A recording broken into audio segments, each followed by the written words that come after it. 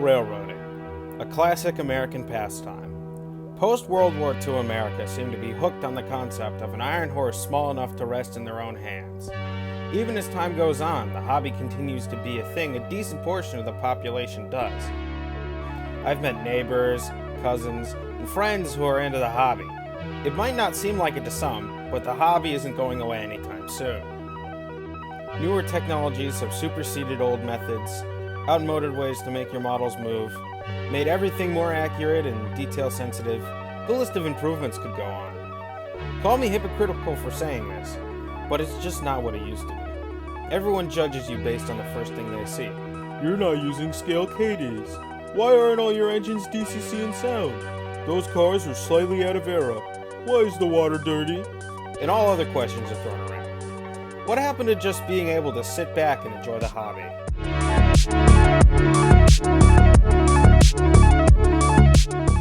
That's what I did for this project.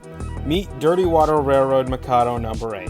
This is a Rivarossi USRA heavy Mikado, the CB&Q one I had worked on a little ways back. It has received several modifications. Painted details like a graphite smoke box, painted brass bell and whistle, water slide decal lettering, knuckle couplers with custom draft gear, and other small things have been done to it. Don't worry, I know that there's somebody out there who's watching this that's snickering because I put dirty water on the side of a locomotive unironically.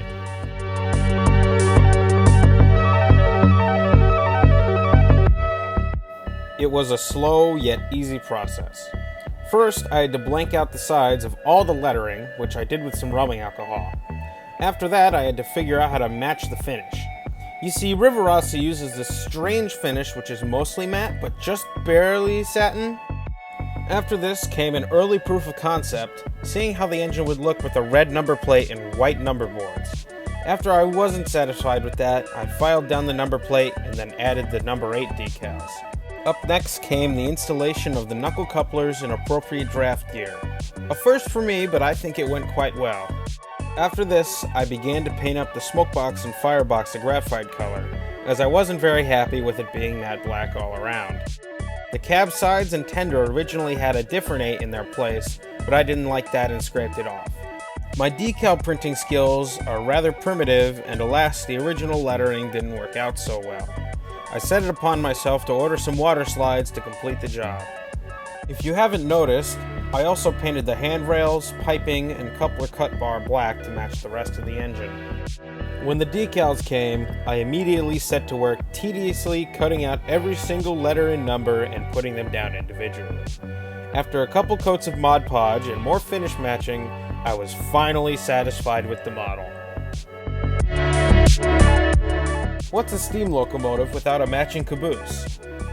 This is a much older Athearn caboose that I had laying around and had rarely used. This went through roughly the same process, nothing super interesting or that you haven't heard before, and came out just as great as the locomotive. At this point, I'm sure some of you are wondering why this engine exists or if there's any lore behind the Dirty Water Railroad. I have yet to make anything set in stone.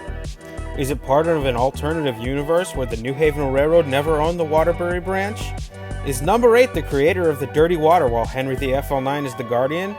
Or is it just a model train with an inside joke haphazardly slapped onto the side? The world may never know.